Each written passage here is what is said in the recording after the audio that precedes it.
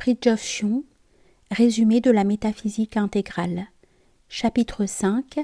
Le mystère du visage hypostatique.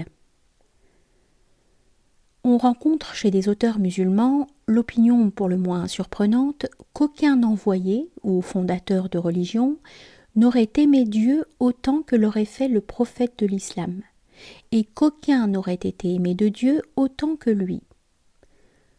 Simple question de parti pris, d'ignorance, de manque d'imagination, dira-t-on. Cela est vrai de facto, mais sans être une explication exhaustive, car l'opinion dont il s'agit bénéficie, à titre de sentiment religieux ou d'acte quasi moral, d'un arrière-plan qui dépasse l'ordre des options purement humaines. La clé de l'énigme est qu'il n'y a pas qu'un Dieu personnel, lequel est pour ainsi dire le visage humain ou humanisé, entre guillemets, de la divinité suprapersonnelle, mais qu'il y a aussi, en deçà et en fonction de ce premier degré hypostatique, ce que nous pourrions appeler le visage confessionnel de Dieu, entre guillemets. C'est le visage que Dieu tourne vers telle religion, le regard qu'il jette sur elle, sans lequel elle ne pourrait même pas exister. En d'autres termes, le visage humain ou personnel, entre guillemets, de Dieu assume divers modes qui correspondent à autant de perspectives religieuses, confessionnelles ou spirituelles, si bien qu'on pourrait dire que chaque religion a son Dieu, sans nier pour autant que Dieu est un et que cette unité peut à tout moment percer le voile de la diversité. Le fait que le Dieu de l'islam se manifeste, ou peut se manifester autrement que celui du christianisme, ne saurait empêcher qu'en substance chrétiens et musulmans adorent le même Dieu. L'être divin contient toutes les possibilités spirituelles et par conséquent tous les archétypes religieux et mystiques. Et les ayant projetés dans l'existence, il regarde chacune d'un regard particulier et approprié. C'est dans un sens analogue qu'on a dit que les anges parlent à chacun le langage qui lui convient. Ce regard ou ce visage, entre guillemets, est une sorte de nouvelle subjectivité divine, subordonnée à celle de Dieu en soi, et la transmettant sous un mode particulier à l'homme. C'est ainsi que la lumière incolore, sans cesser d'être la lumière, projette les couleurs de l'arc-en-ciel. Et c'est ainsi que l'eau, transformée en glace, donne lieu à des cristallisations, et par conséquent à des manifestations différenciées et même opposées.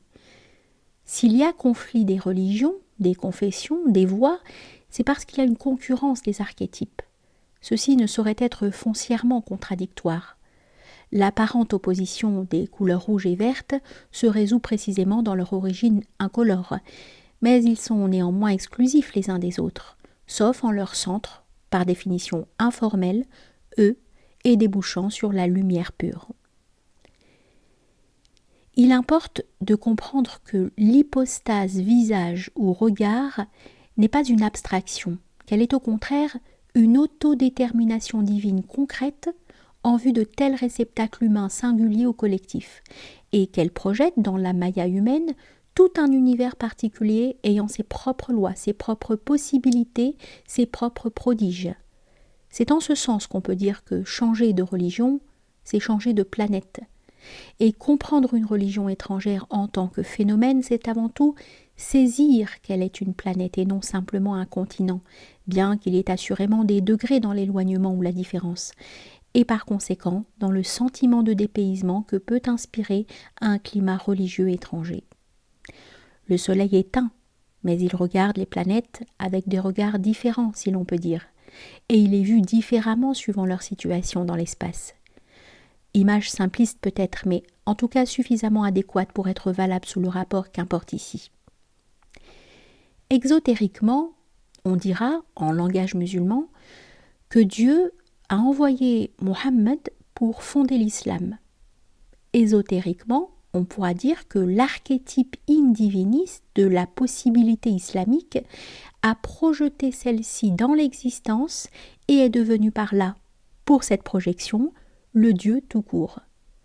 Projection non pas séparée de Dieu en soi, mais le particularisant d'une certaine façon, en communiquant néanmoins toutes les qualités et fonctions de Dieu en soi au réceptacle humain, mais précisément selon le style qu'exige cette particularisation.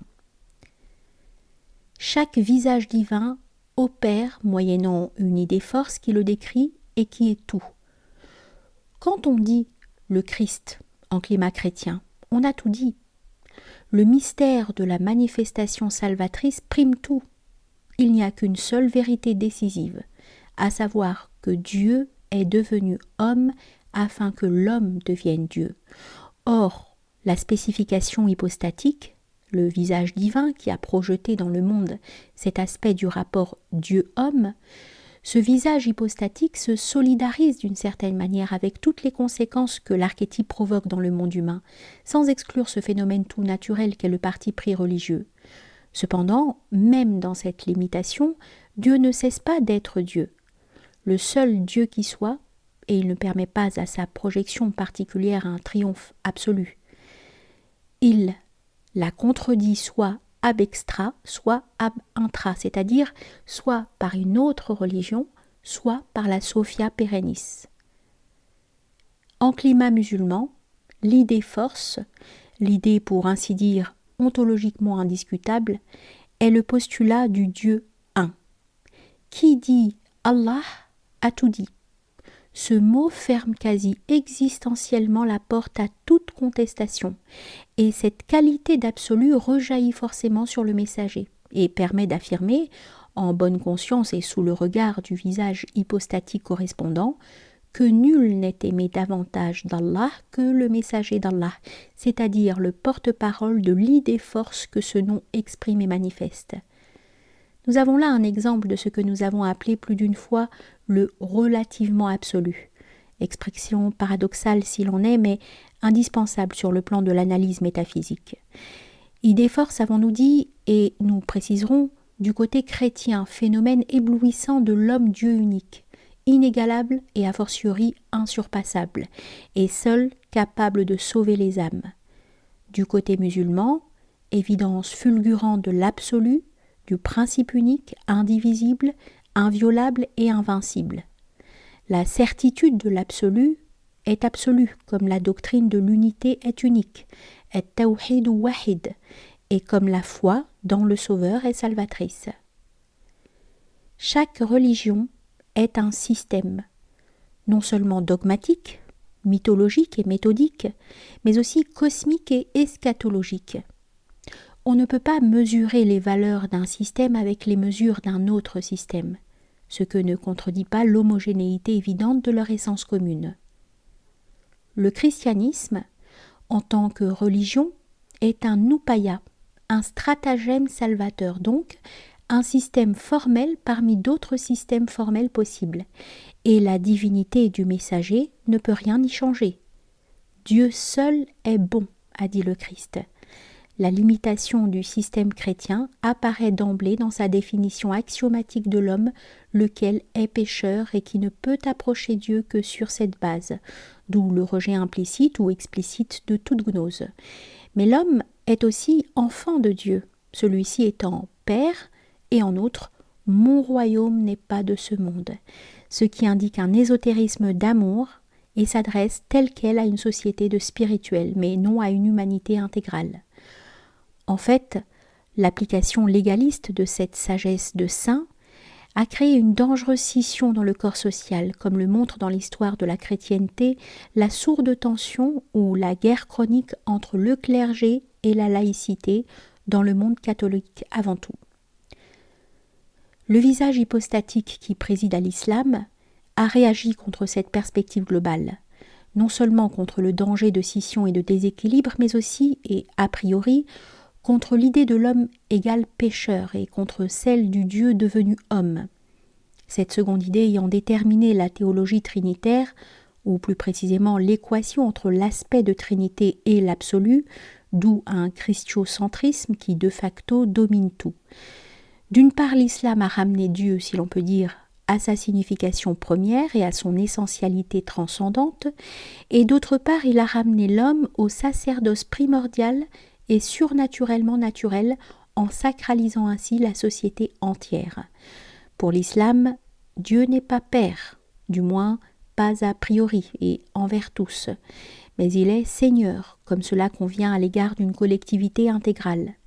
L'homme, lui, est esclave, non enfant, ce qui, selon le sentiment musulman, présupposerait déjà une intimité mystique. Mais il est aussi, grâce à sa dignité humaine précisément, vicaire sur terre, donc représentant de Dieu. Selon cette perspective, l'amour que Dieu est excellent dans la mesure où il se fonde sur les postulats de l'islam. Or, Dieu aime de la façon la plus excellente l'esclave vicaire, le miroir de la divine unité. Les musulmans ne peuvent raisonner autrement dans le cadre de leur système. Pour eux, Mohammed est le serviteur par excellence parce qu'il personnifie, conformément à l'idée de Seigneur, la prosternation de la créature. Et il est également le vicaire par excellence parce qu'il personnifie une législation intégrale et qu'il exerce sur cette base la fonction de monarque à la fois spirituelle et temporelle. Dieu ne peut se contredire, c'est évident, mais il peut manifester des dimensions différentes parce que différenciées par Maya, de sa substance une. Le système chrétien, hostile à la chair, à la nature et à l'ici-bas, exclut implacablement tout yoga sexuel ou tout tantrisme, alors que le système islamique, au contraire, favorable à la norme naturelle et à l'équilibre, tente à sacraliser ce que nous offre la nature à la fois sage et généreuse. Car l'homme n'est pas seulement là pour dominer et pour surmonter les données en soi innocentes de son ambiance et de sa vie. Il est là aussi pour les anoblir et les sanctifier, bref, les intégrer dans sa verticalité, sa vocation et sa voie. Il n'y a pas qu'une mystique du sacrifice, il y a aussi une mystique de la gratitude. Les visages hypostatiques de Dieu personnifient divers archétypes. Aussi, la notion même d'amour de Dieu, nous y avons fait allusion, s'en trouve-t-elle affectée et différenciée. Sacrificielle dans la perspective chrétienne, ce même amour entend être plus inclusif dans la perspective islamique, sans pour autant négliger l'ascèse puisqu'il est censé réaliser tous les modes que l'existence même nous octroie.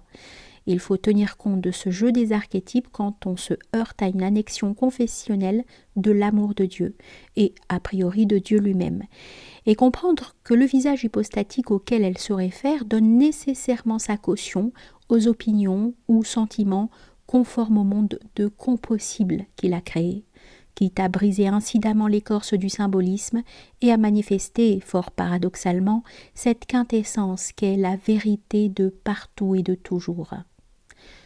Toute religion vient de Dieu et, de ce fait, engage Dieu à un certain degré et sous certains rapports, dans le cadre de telle ou telle croyance. Mais Dieu, en son acéité, n'est pas pour autant adepte de tel credo. On pourrait dire aussi que sur le plan de la révélation diversifiée, Dieu opère par antinomisme. Il ne révèle pas d'emblée la vérité dans toute sa complexité, mais il propose successivement ou sporadiquement des aspects antinomiques, dont chacun s'ouvre en son centre sur la vérité totale. Et celle-ci ne se livre pas d'une façon gratuite, elle a des exigences qui, en fin de compte, engagent l'homme entier. Sans conteste possible l'assertion, même indirecte, qu'il est un messager religieux plus parfait que le Christ, a quelque chose de profondément choquant. Mais il ne faut pas perdre de vue qu'au point de vue musulman, l'assertion que Jésus est Dieu en vertu d'une trinité intrinsèque, en sorte que d'une certaine façon Dieu est Jésus, est pour le moins tout aussi choquante que l'est en dehors de ce point de vue la précédente opinion. Et de même, pour un hindou ou un bouddhiste, l'assertion que leurs révélations respectives ne proviennent que de l'humain ou du naturel, qu'elles n'ont donc rien de surnaturel, et que rien ne peut sauver l'homme en dehors du seul christianisme, cette assertion ou cette opinion, disons-nous, est tout aussi odieuse pour les intéressés que l'est pour les chrétiens la sous-estimation du Christ. De même encore, il est profondément odieux pour les Juifs, et du reste aussi pour les musulmans, d'entendre dire qu'un Enoch, un Noé, un Abraham, un Moïse, un Élie n'aient eu accès au paradis que par l'entremise de Jésus de Nazareth, alors qu'ils accepteraient en principe l'intervention d'une puissance divine. Les noms divins équivalent pratiquement à des hypostases, donc d'un logos intemporel et transhistorique.